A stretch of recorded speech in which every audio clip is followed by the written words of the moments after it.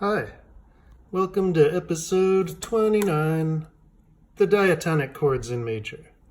Diatonic, that's a word we use in music to mean, well, usually we use it to mean like within the scale.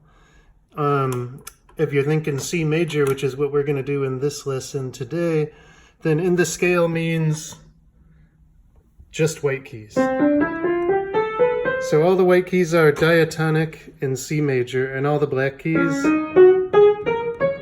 are chromatic in major.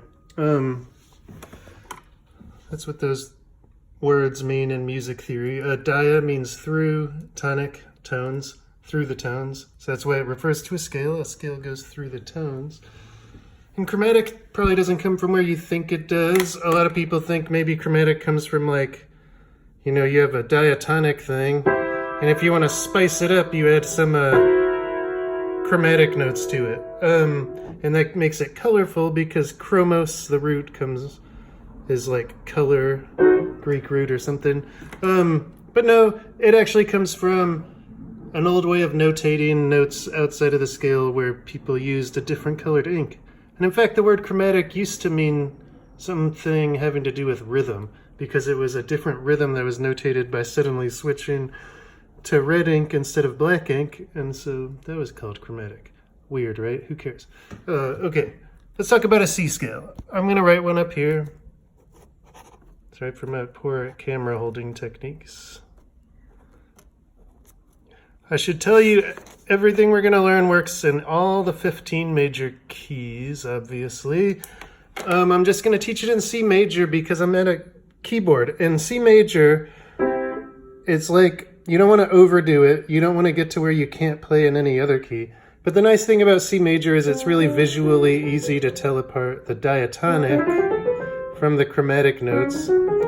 So C major is often used in music theory because it's easy. What I just wrote is a C major scale, starting on middle C. We've already talked about that, right? We call these scale degrees. Sometimes we use solfege, but for what we're talking about today, it's probably better to call them by their scale degree numbers. Remember, scale degrees have little carets as hats. And it really doesn't matter if you call this 8 or 1. I mean, it does matter, but you can do both. Let's look what happens if we play a third above every one of these notes. And what we're going to do is play what are called diatonic thirds. A diatonic third means the third, whatever kind of third, major, minor, diminished, augmented, whatever kind is in the scale. So in the scale of C, every note that's a third above another note will just be the white key that is one away, that skips one and goes to the next one. So if I go up this scale now in thirds, it'll sound like this.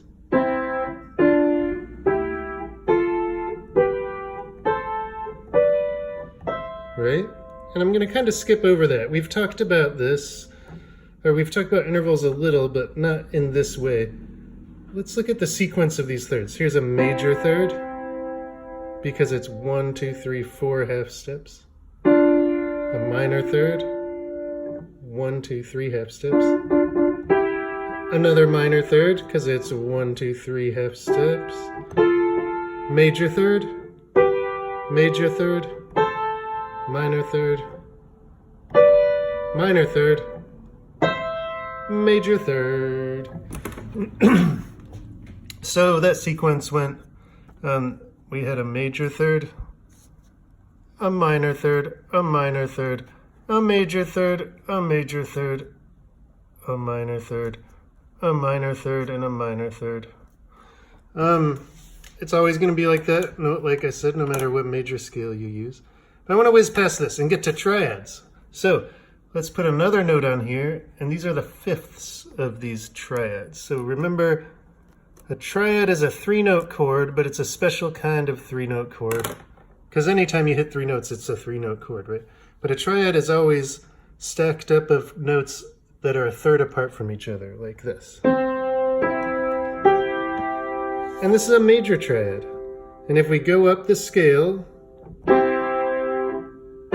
we get to a minor, another minor, a major, a major, a minor, a diminished,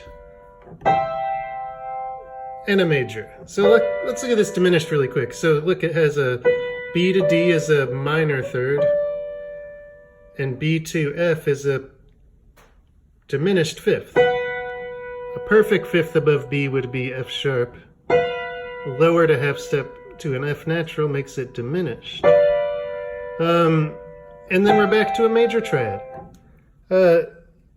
This weird thing where all the triads in a scale, in a major scale, are either major or minor, except that dang one on scale degree 7, is part of why the tritone kind of got its name, the devil of music. That's what ancient people called it, something like the Diabolos Musicalis or something. You know, they were in Latin. It's the devil. And I think I mentioned this way early on. What were the very first two accidentals we created in music? We created a B flat to get away from the devil of music, and we created an F sharp to get away from the devil in music. So you can see, like, you know, this really bugged people so bad, it's what made us invent the flat and the sharp. Okay, so this is the most important sequence to memorize and to know, is what the triads are for each scale degree. Major, minor, minor, major, major, minor, diminished, and then back to major on scale degree 8. These are the kinds of triads, right? So that means your Roman numeral 1 chord will always be major. We like to use lowercase Roman numerals for our minor chords. Back to major, still major. For diminished chords, we like to use lowercase plus a degree sign, and then back to major. Even though we call the scale degree 8, sometimes we never call the chord Roman numeral 8. Right? So these are what we call the triads in the key of C major, and they always are going to go in this order: major, minor, minor, major, major, minor, diminished, major, no matter what key you're in. Right? And now let's take it one step further. Let's talk about the 7th chords we can make. So I haven't used this word before, but a lot of people think about tonal music in terms of what they call tertian harmony, where I always talk about a chord as having a third and a fifth, but some people instead think of each individual third, right? Like a third stacked on a third. And if you think about chords that way, then a major chord has a major third, right? Let's look at one. A major chord has, like C major, has a major third, but stacked on top of it is a minor third. So a major third from C to E, a minor third from E to G. Right? If we take a minor chord like D minor, it's got the opposite stack. It's got a major third stacked on top of a minor third. So here's a D minor chord, major third, stacked on top of a minor third. And then when we go up to our devil of music chord, our B diminished chord, I just played it right here. That B diminished chord is 2 minor thirds stacked on each other. And if your brain is completist at all, you're wondering about when there's 2 major thirds stacked on each other. That's what we call an augmented chord. And there's none that you can play just on the white keys. So let's just play one that uses a black key. So here's a C major chord. It's got a major third with a minor third stacked on it. Turn it into a major third, you've got a C augmented chord. So what I just played had a C, a E, and a G sharp in it. And we usually use an uppercase letter or Roman numeral for augmented chords and a plus sign. We would call this a B diminished chord. This is a D minor chord. And this is a C major chord. We could just call it a C chord. Okay, anyhow, let's get to 7th chords. I know I haven't really talked about 7th chords, but this is a good way to introduce them. Stacking another third on. gives us what's called a seventh chord. It's called a seventh chord because the distance from the root to the top note when it's tightly stacked like this is a seventh. So normal chords have a third and a fifth. Seventh chords have a third, a fifth, and a seventh. And just to give you a little sneak preview, there also exist ninth chords, 11th chords, and 13th chords. But rarely do these more extended chords have every one of the in-between notes. But let's go through the seventh chords and hear them.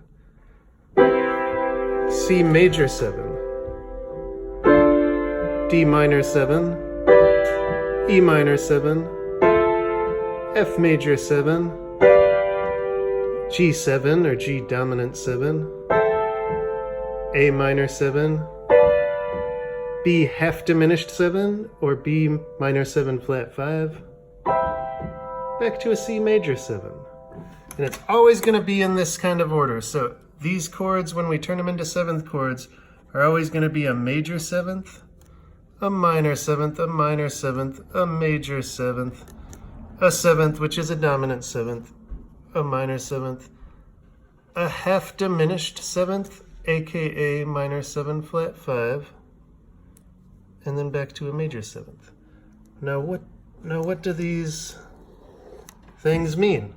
Well, let's talk about it. Let's talk about it in terms of the stacked thirds idea. So if a major triad is a major third with a minor third stacked on top of it, so here's our C, major third with a minor third stacked on top of it, then if you stack another major third on top of that,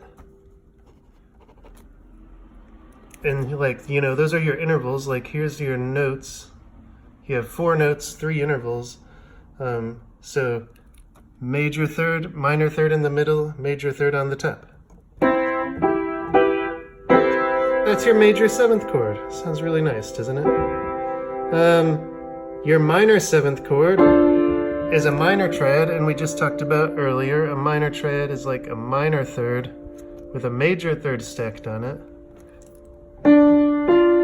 And if you go on top of that and stack another minor third, now you've got your stack of thirds that gives you a minor seventh chord. I'll give you these names, right? Little m always means minor in music. Maj means major. So this is a major seventh chord. This is a minor seventh chord. Another minor seventh chord. Oops. Another major seventh chord. G7. It has a major third, a minor third, and then another minor third. So we haven't seen that combo yet. When you have a major third, and then a minor third, and then another minor third as your 3 intervals in your stack of 4 notes, when you're talking in terms of tertian harmony ideas, then what you have is what we often just call a seventh chord, but some people call it a dominant seventh chord. And believe it or not, you know enough info from just what we talked about today to know why it's called dominant. Or if you include info from other lessons, which is that, where did we find this? We found this on scale degree 1, 2, 3, 4, 5. And you know these are also called do, re, mi, fa, sol. But you also know these are also called tonic, supertonic, mediant, subdominant, dominant. The dominant scale degree is where you find a dominant seventh chord. And dominant seventh chords are so special. I'm going to put some stars around it. In music theory world, if not always in actual practice, dominant sevenths are the most unequivocal chord. Dominant sevenths have to go to tonic. And I played one. Why don't I just let it go to tonic and we'll call it a day today. Thank you. Bye.